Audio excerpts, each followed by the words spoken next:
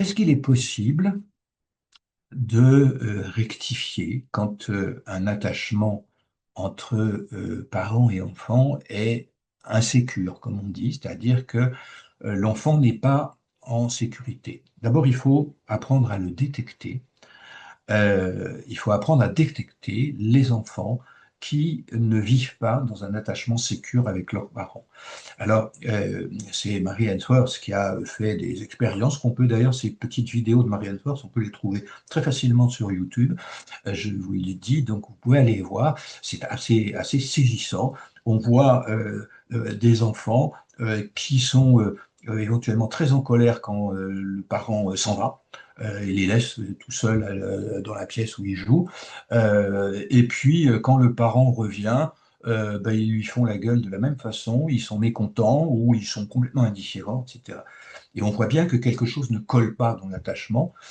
Quand un enfant a un réel attachement avec le parent, il peut ne pas être angoissé quand le parent s'éloigne et être content quand le parent revient, ce qui est la manifestation plus facile. Est-ce qu'on peut rectifier quand un attachement est insécure, quand on voit l'indifférence de parents? Je lisais il y a très peu de temps de ça un rapport dans lequel je voyais que on disait bien que à quel point cette maman était indifférente à sa fille, qu'elle venait, qu'on avait été obligé de lui retirer. Elle était en maison d'enfant, mais la mère pouvait la venir la voir aussi souvent qu'elle voulait. Et en fait, elle venait, pas aussi souvent qu'elle avait la possibilité de venir, et quand elle venait, elle ne s'occupait pas de son enfant. Et donc, elle lui manifestait une espèce d'hostilité par l'indifférence.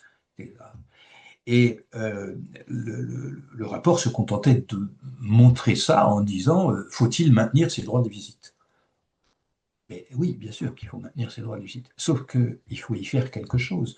Organiser une visite médiatisée avec justement des enfants qui ont été maltraités, qui sont dans ces attachements insécures, euh, c'est pas regarder ce qui se passe, c'est faire en sorte qu'il se passe quelque chose. Donc, il faut travailler avec le parent en lui disant, eh bien, on va vous proposer à la prochaine visite, vous allez faire ça et ça et ça avec votre enfant. Alors, on choisit quelque chose que le parent peut accepter de faire.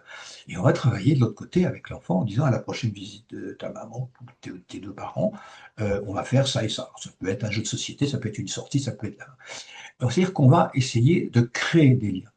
On va essayer de faire observer aux parents que l'enfant a eu telle réaction, telle parole, telle, etc. Et là, vous répondez pas? Ce serait intéressant. Qu'est-ce que vous en pensez là de ce qu'elle vient de dire?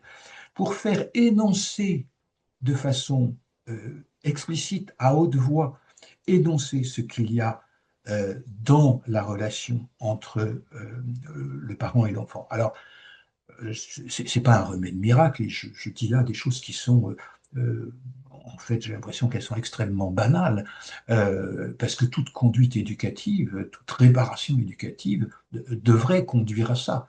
C'est-à-dire, quand le parent parle, qu'est-ce que l'enfant n'entend pas, ne comprend pas? Quand l'enfant parle, qu'est-ce que le parent ne comprend pas? Ben, qu'est-ce qu'on fait? On fait l'interprète. On dit, vous voyez, il vient de dire ça. Mais ça veut dire qu'il peut-être qu'il exprime tel besoin. Alors, par exemple, vous dites, bon, j'en sais rien, moi. Etc. Bah, vous savez, la meilleure façon, quand même, de savoir quelque chose sur quelqu'un, c'est lui demander.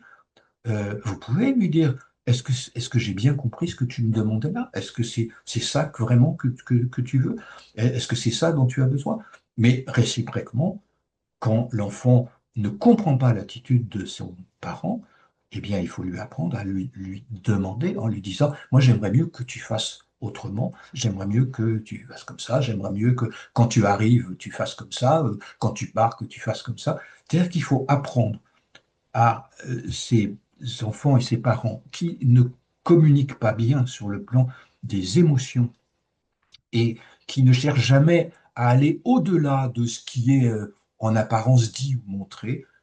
Pour en donner une interprétation, il faut leur apprendre à interpréter. Et la meilleure façon, c'est de se poser comme interprète. Alors, dans l'idéal de l'idéal, mais on n'en a pas toujours les moyens, il faut un moi auxiliaire pour l'enfant et un moi auxiliaire pour le parent. C'est-à-dire que le parent a son interprète qui le double en quelque sorte et l'enfant a son interprète qui le double aussi. Dans les cas graves, je le recommande quand même. Mais bon, il y a toutes sortes de techniques en thérapie familiale qui permettent d'arriver à ça.